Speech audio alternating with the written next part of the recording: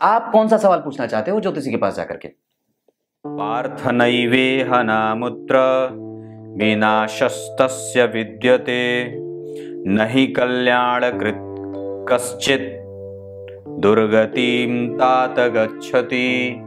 प्रिय दर्शकों नमस्कार, एक बार फिर से उपस्थित हूं आप सबके सामने मंगलवार के बाद बुधवार के कार्यक्रम में छठे, आठवें और 12वें भाव के अधिपति से संबंधित और उनके दृष्टि और उसका विशेष लाभ कैसे प्राप्त होता है उस पे एक केंद्रित कार्यक्रम लेकर के उपस्थित हूं। बने रहिएगा कार्यक्रम के अंतिम हिस्से तक, कहीं नहीं जाना है, बिल्कुल आरंभ से लेकर के अंतिम तक का कार्यक्रम देखा करिए। एक बात बताता हूं, बड़ी गंभीरता से समझना, थोड़ी सी बात है, बड़ी एक लाइन की बात है। चुपचाप से आप रविवार और सोमवार वाला कार्यक्रम जरूर देखा करिए। वो ऐसे लोगों के पास आप फॉरवर्ड कर सकते हैं जो आईएएस, आईपीएस या पीसीएस या लोक सेवा आयोग के लिए परीक्षा की तैयारी कर रहे हैं। मैं उसमें सिर्फ राशि के लिए नहीं बताता, मैं राशिफल वाला पंडित जी नहीं हूं, तो कम से कम आप उसको राशिफल ना समझिए कि वो सिंह राशि वाले और कन्या राशि वाले, ना ना ना ना ना ना, वो नहीं है जो आप समझते हो। और मैं जानता हूं कि आप लोग यही समझ करके वो कार्यक्रम नहीं देख रहे हैं। दरअसल पढ़ने वाले प्रत्येक व्यक्ति को मैं ये बात बताता हूं, उसमें मैंने मेष, वृष, मिथुन, कर्क, सिंह तक की जितनी भी कन्या राशि तक की कुंडलियां बनाई है ना, उसमें प्रत्येक कार्यक्रम में जो नीचे कुंडली लेकर के बैठा हूं उस कार्यक्रम में वो मैंने उसमें यह भी बात बताई है कि कैसे किस तरीके से एक व्यक्ति आईएएस और आईपीएस बनता है, और प्रत्येक कार्यक्रम में अलग अलग तरीके से बताया है। तो आप लोग बहुत बड़ी चीज मिस कर रहे हो, अगर नहीं देख रहे हैं तो जरूर देखिए। शुरू करते हैं आज का कार्यक्रम के आरंभ में बोले गए गीता जी के श्लोक का अर्थ भी बताने वाला हूं। आइए आरंभ करते हैं आज की छोटी सी यात्रा।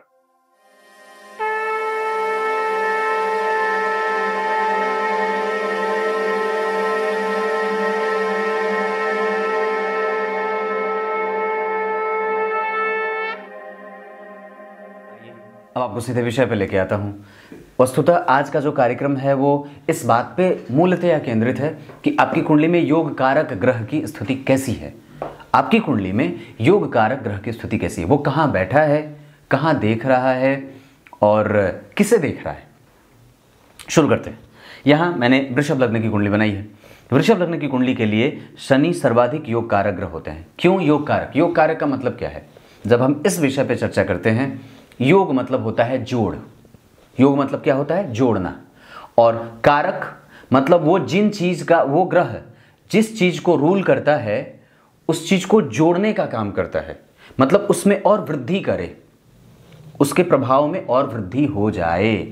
शनि अगर योग कारक होंगे तो शनि के अंतर्गत या शनि जिन जिन चीजों के कारक होंगे, मंगल अगर योग कारक सिद्ध होंगे तो मंगल जिन जिन चीजों के कारक होते हैं, सूर्य अगर अच्छे कारक के रूप में प्रदर्शित हो रहे हैं कुंडली में, तो वो जिन जिन चीजों के कारक होंगे उसमें वो जातक को जोड़ देते हैं। बस ऐसे ही समझते, उसको जातक से जोड़ देते हैं, योग करा देते हैं। कारक ग्रह का योग किससे होगा? जातक से, तो वही योग कारक हो गया, है कि नहीं बात? तो आपके पास वो चीज कितनी जुड़ रही है। और एक बात और भी है कि योग कारक कहने का दूसरा मतलब यह भी होता है कि कोई भी ग्रह जो है वो सिर्फ वहीं का फल नहीं करता है जहां वो बैठा होता है, वो वहां का भी फल करता है जहां का अधिपति होता है, वो वहां का भी फल करता है जहां देखता है, और वो वहां का भी फल करता है जहां से देखा जाता है। आप खाली एक ही जगह नहीं बैठे हो, मैं खाली एक ही जगह नहीं बैठा हूं। मेरे आसपास कई चीजें हैं जो भटक रही हैं, मेरे आसपास कई सारी चीजें हैं जो मुझे प्रभावित कर रही हैं। ठीक उसी तरीके से योग कारक ग्रह की स्थिति कुंडली में सर्वाधिक महत्वपूर्ण होती है, और वो ग्रह अगर मजबूत स्थिति में बैठा है तो निस्संदेह आपकी कुंडली मजबूत हो जाती है। तो इसमें दरअसल होने की क्या बात है, अब मैं इस कुंडली में, जैसे वृषभ लग्न की कुंडली के लिए सर्वाधिक योग कारक ग्रह, सर्वाधिक योग कारक का मतलब क्या है? सर्वाधिक योग कारक का मतलब कि वो ग्रह आपकी कुंडली में इस भूमिका में है कि अगर थोड़ा भी उसको बल मिला तो वो तुरंत, उसके बीज पहले आपके जीवन में देखने को मिलेंगे, वो तुरंत अंकुरित हो जाएगा। उसको बस आवश्यकता है एक बेहतरीन प्लेटफॉर्म की। एक बेहतरीन प्लेटफॉर्म जैसे ही उसे मिलेगा वो तुरंत अपना फल देना शुरू कर देगा। तत्पश्चात आपकी कुंडली के, अगर वृषभ लग्न की कुंडली हो या किसी भी लग्न की कुंडली हो, ये आवश्यकता नहीं है कि ये खाली वृषभ लग्न के ही लिए नहीं है, अगर शनि को देखते हैं, जैसे इसको फलकथन में कैसे रखना है, कैसे वो सिद्ध कर रहा है, तो जैसे जन्म कुंडली में भाग्य भाव के अधिपति और दशम भाव के अधिपति, ध्यान से इधर मेरी तरफ देखिए, तो इन दोनों भाव के अधिपति होकर के शनि लग्न में बैठ गए, यानी कि अब क्या हुआ, तो व्यक्ति के अंदर भाग्य का बल बढ़ा। ये धर्म भी है तो धर्म भी मिलेगा, ये अध्यात्म का क्षेत्र है तो अध्यात्म भी मिलेगा, ये पितरों का क्षेत्र है तो पितर का आशीर्वाद भी मिलेगा। यहां से व्यक्ति का जो है वो विश्वविख्यात होने का योग लगता है तो अब विश्वविख्यात भी होगा, समाज का सुख भी देखेगा, दुश्मनों से हारेगा नहीं। ये इतनी सारी चीजें मान के चलिए, इतनी सारी चीजें आपके लग्न में ही जुड़ गई। अगर यही जन्म कुंडली के दूसरे भाव में बैठे होते तो आपके धन के साथ भाग्य जुड़ जाता। आपके भाग्य का मेल कहां हो रहा है, धन भाव में। अगर आपके भाग्य के अधिपति पराक्रमी, यानी कि व्यक्ति के भाई को मेहनती और पराक्रमी और भाग्यशाली बनाएंगे, क्योंकि भाई के भाव में जाकर के भाग्य भाव के अधिपति बैठे। तो भाग्य भाव के अधिपति और दशम भाव के अधिपति इस कुंडली में सर्वाधिक कारक हो गए, योग कारक, योग करा रहे हैं किससे, जातक से। किसका, तो दशम भाव के अधिपति भी तो हैं, ये दशम भाव के अधिपति हैं और नवम भाव के अधिपति हैं, परंतु वो सबसे ज्यादा फल कहां का देंगे। अब दशा क्रम में जब भी शनि की दशा चलेगी तो लग्न से जो राशि गिनने पर पहले आएगी, पहले ग्रह वहां का फल करता है, तत्पश्चात वो दूसरे भाव का फल करता है, मतलब दूसरे नंबर पे इनका। तो पहले शनि जो है वो नवम भाव का फल करेंगे, धर्म दिखाएंगे, धार्मिक बनाएंगे। दूसरे नंबर पे जब उसकी दशा का काल अंत होने लगेगा या मध्य के बाद जब बीतने लगे या तीसरे चरण में आने लगे, तब जाकर के वो दशम भाव का फल करे। पर हमारी चर्चा उस पर भी नहीं है। कहने का मतलब है कि अगर भाग्य के अधिपति और दशम के अधिपति अपनी तीसरी दृष्टि यहां डालेंगे तो व्यक्ति को पराक्रमी और साहसी भी बनाएंगे, लेकिन विलंब भी कराएंगे, क्योंकि उनका नेचर होगा। ग्रह का अपना रोल वो अदा, अपना जो एक बेसिक जो बिहेवियर होता है वो ग्रह कभी छोड़ता नहीं है। उसके बाद शनि की 7वीं दृष्टि यहां पड़ेगी। इसका मतलब है कि ये अब यहां पे जब दृष्टि इनकी पड़ेगी तो धर्म व्यक्तित्व से जुड़ा और ये पत्नी का भाव है। इसका मतलब है कि पत्नी को भी धार्मिक बनाएंगे। हाँ, ये पत्नी का भाव है तो पत्नी पे भी धर्म का असर होगा, पत्नी पे भी दर्शन का असर होगा, पत्नी पे भी अध्यात्म का असर होगा, पत्नी पे भी भाग्य का असर होगा, मतलब भाग्य उसका भी खुलेगा। उसके बाद जरा इन्हीं की कुंडली को देखिए आप, तो शनि ने तीसरे भाव से तीसरी दृष्टि से तीसरे भाव को, 7वीं दृष्टि से 7वें भाव को और 10वीं दृष्टि से 10वें भाव को देखा। तो व्यक्ति की कुंडली में लग्नेश के ऊपर जो लग्न के अधिपति हैं वो दशम में बैठे हैं शुक्र, और दशम के अधिपति लग्न में। ये व्यक्ति को वैभवशाली, संपन्न, क्रियात्मक रूप से हमेशा ही पंक्चुअल रहने वाला और नियम कानून में बंधने वाला, क्योंकि मंगल भी यहीं बैठे हैं जो व्यक्ति को साहस भी देंगे, और चंद्रमा मन के साथ, मन भी उसका उसी के साथ जुड़ा है। तो तात्पर्य क्या है कहने का कि व्यक्ति की कुंडली में अगर योग कारक ग्रह बैठ जाए या योग कारक ग्रह परिवर्तन राजयोग बनाए, जैसे कि यहां बना रहे हैं, दशम के अधिपति होकर के लग्न में, लग्न के अधिपति होकर के दशम में, अगर ये स्थिति बने तो कुंडली को अतिरिक्त मजबूती मिलेगी। और साथ ही साथ गौर करने की बात है कि यहां पे नवम भाव के और दशम भाव के अधिपति परिवर्तन योग बनाने के बाद जन्म कुंडली में दशम भाव पे देख भी रहे हैं। इसका मतलब है कि जातक समाज में प्रतिष्ठा, यश, कीर्ति, पद और राज्य का और देश का प्राप्त करने वाला हो जाता है, उसका सुख और वैभव उसको प्राप्त हो जाएगा। अगर ये स्थिति आपकी कुंडली में बन रही है तो ये आजमाई हुई बात है, ये ऐसे ही नहीं है। ये कुंडली लेकर के मैं बैठा हूं, ये किसी जातक की कुंडली है या नहीं है ये तो मैं नहीं कहूंगा, पर हाँ ये बात है कि ऐसी स्थितियां बनती हैं। दूसरी बात है, इसी बात को और भी अच्छे तरीके से समझने का प्रयास करते हैं। यहां और कौन बैठे, चंद्रमा बैठे हैं, जो क्या कराते हैं। व्यक्ति की कुंडली में चंद्रमा जो तीसरे भाव के अधिपति हैं, उस भाव के अधिपति के ऊपर भाग्य का बल मिल रहा है और उस भाव के अधिपति को भी चंद्रमा देख रहे हैं, को भी शनि देख रहे हैं। इसका मतलब है कि व्यक्ति जो है वो इतना उसके अंदर कम से कम बल रहेगा कि वो खुद के बल पे ही कुछ कर गुजरने का साहस, अदम्य साहस रखता है। और उसका बल क्यों बढ़ रहा है, क्योंकि जन्म कुंडली में 7वें भाव के अधिपति, लग्न का व्यक्तित्व का आईना मंगल अपने भाव से चतुर्थ हस्त जाकर के दशम भाव में दिग्बली हो जाते हैं, और ऐसी स्थिति में व्यक्ति का प्रभाव, उसके प्रभाव क्षेत्र को कई गुना वृद्धि मिल जाती है।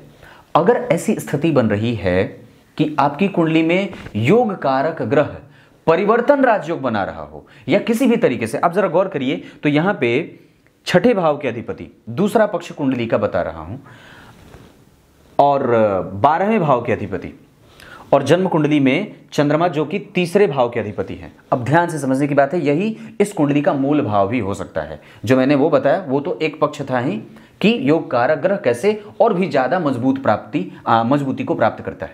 लेकिन तीसरे भाव के अधिपति, छठे भाव के अधिपति और 12वें भाव के अधिपति, इनका संयोग हुआ है यहां दशम स्थान में। और गौर करने की बात है कि इन तीनों भावों के अधिपति, अब ध्यान से समझने की बात है जो मैं बताने वाला हूं, कि इन तीनों भावों के अधिपति एक साथ किसी भी भाव में बैठ जाएंगे, उस भाव में साहस, ऊर्जा, बल और बहुत ज्यादा उसमें अथाह जो है वो पूरा थ्रस्ट दे देते हैं, पूरा बल दे देते हैं। क्यों? क्योंकि किसी भी भाव का तीसरा भाव साहस होता है, किसी भी भाव का छठा भाव साहस होता है, किसी भी भाव का 12वां भाव उसका उपभोग होता है, संपूर्ण खींचे, संपूर्ण खींचे। तो क्या मतलब है? अब जरा एक बात और बताता हूं, ध्यान से समझने की बात है। मान लीजिए आपकी कुंडली में यहां के अधिपति सूर्य बनते हैं। जैसे मान लीजिए यहां के अधिपति सूर्य बन गए, और अगर वो 12वें भाव के अधिपति अपने से जस्ट पिछले भाव के अधिपति चंद्रमा के साथ कहीं बैठ जाए, फिर क्या हो? फिर व्यक्ति तिलमिला जाता है, परेशान हो जाएगा, चिंतित हो जाएगा। लेकिन अगर वहीं एक साथ खाली यही दोनों नहीं बैठे हों, अगर जन्म कुंडली के तीसरे भाव के अधिपति, छठे भाव के अधिपति और 12वें भाव के अधिपति, त्रिक भाव के अधिपति के कहने का मतलब मेरा ज्यादा है, वो तीनों ही बैठे होने, वो केंद्र के अधिपति के साथ नहीं बैठे हैं। देखिए चंद्रमा जो है वो तीसरे भाव के अधिपति हैं, शुक्र जो है वो छठे भाव के अधिपति और मंगल जो है वो 12वें भाव के अधिपति। मतलब क्या है कि ये तीनों जो है वो एक, जैसे होता है ना कि क्लास में, वर्ग में एक ग्रुप, एक ही छात्र में कई तरह के ग्रुप बन जाते हैं। एक जो है वो बड़ा, जैसे वो धनी मानी जो होते हैं वो बच्चे होते हैं, एक ग्रुप में होते हैं, एक थोड़े नॉर्मल होते हैं, एक जो होते हैं वो थोड़े और नॉर्मल होते हैं, एक जो है वो पढ़े लिखे बच्चों का ग्रुप होता है जो बहुत तेज होता है और उनको इन सब चीज़ों से मतलब नहीं होता। तो कहने का मतलब क्या है कि ये जो तीसरा भाव है, ये जो छठा भाव है, ये जो 12वां भाव है, ये वो भाव हैं जो दुष्ट होने के बाद अगर इकट्ठे बैठ जाएंगे तो फिर उनकी धृष्टता बहुत मजबूत हो जाती है। एक ऐसा छात्र जो दुष्ट तो है लेकिन जब औकात पे आ जाए तो सबकी औकात दिखा दे। मतलब अब ये व्यक्ति को राजनीतिक रूप से भी लाभ देगा, वैभव संपन्न भी बनाएगा, सामाजिक क्षेत्रों में, आर्थिक क्षेत्रों में और हर क्षेत्र में व्यक्ति को लाभ दे देगा। आपको यह ढूंढना है अपनी कुंडली में कि छठे के अधिपति, तीसरे के अधिपति और 12वें के अधिपति तितर बितर हो रहे हैं, इधर उधर छटक रहे हैं या फिर एक ही जगह बैठे हैं। एक जगह बैठ जाएं तो उस भाव का बल बढ़ जाए, उस भाव का बहुत ज्यादा लाभ हो जाता है। तो मैंने 3 बातें बताई हैं। क्या क्या? जन्म कुंडली में योग कारक ग्रह अगर और भी अन्य योगों का निर्माण कर रहा हो, जैसे परिवर्तन राजयोग, यहां पे शुक्र की राशि में शनि, शनि की राशि में शुक्र, तो ये और भी ज्यादा बलवान हो जाए। उसके बाद वो कहां कहां देख रहा है, उसके बाद मैंने क्या बताई कि तीसरे, छठे और 12वें भाव के अधिपति एक साथ एक ही भाव में बैठेंगे तो बलवान बना देंगे, पक्की बात है। अब आइए आपको कार्यक्रम के आरंभ में बोले गए गीता जी के श्लोक का अर्थ बता देता हूं। गीता जी के छठे अध्याय के 40वें श्लोक में भगवान ने बात कही है। क्या कही है? अर्जुन ने क्या पूछा था कि मान लीजिए मैं भक्ति के पथ पे चला, कुछ दिन चलने के बाद फिर भटक गया, अब क्या हो? तो क्या वो सब राख हो जाए, सब वो नष्ट हो जाए? नहीं, ऐसा नहीं है, वो नष्ट नहीं होता है, क्योंकि धर्म के मार्ग पर बढ़ाया गया एक कदम भी आपके समस्त प्रकार के दुर्गतियों का नाश कर देता है। हां, इतनी शक्ति है। पाप की शक्ति बड़ी कमजोर होती है, पुण्य की शक्ति बड़ी बलवती होती है। जैसे इसका एक सीधा सा उदाहरण दूं स्पष्टतया, अगर आपको अपनी पत्नी से प्रेम नहीं होगा तो वेश्या बड़ी सुंदर लगेगी, चाहे वो कितनी ही कुरूप क्यों ना हो। पर जितना विरोध पत्नी कर सकती है आपके उस गलत कृत्य करने का, उतना विरोध उस वेश्या में नहीं होगा, है कि नहीं? वो अधिकार पूर्वक आपका दामन कभी भी थाम नहीं सकती है, ना आपको कभी रोक सकती है। पर आपकी पत्नी निसंदेह वेश्या के घर पे जाने से रोक सकती है, पर वो वेश्या कभी भी आपको आपके पत्नी के पास जाने से नहीं रोक सकती। उसके पास अधिकार नहीं है कि नहीं? आज मेरे पास एक कुंडली आई थी, अमेरिका में कैलिफोर्निया जगह है वहां से, और वो लोग हैं पटियाला पंजाब से। 65 साल की अवस्था, और व्यक्ति जो है वो अपनी पत्नी को छोड़ करके दूसरे के पास जाता है। सोचिए कि हमारे कई बार मतलब, और उसी के तुरंत बाद मेरे पास एक और कुंडली आती है जो उसी अवस्था के करीब करीब उसी सेम एज के होते हैं, जिनका सवाल ये होता है कि जो है ये दशा में, इस दशा में मैं भक्ति कर पाऊंगा कि नहीं, इस दशा काल में मेरे से भक्ति होगी कि नहीं। सोच के देखिए, समान उम्र के ही लोग, और एक जो है वो हार्मोन की वृद्धि करने के लिए दवाइयां ले रहा है, और एक जो है वो उसी स्टेज का एक दूसरा व्यक्ति भगवान की शरणागति का सवाल पूछ रहा है। कितनी अजीब बात है। आप कौन सा सवाल पूछना चाहते हो ज्योतिषी के पास जाकर के? समझने की बात है। तब तक के लिए बहुत बहुत नमस्कार।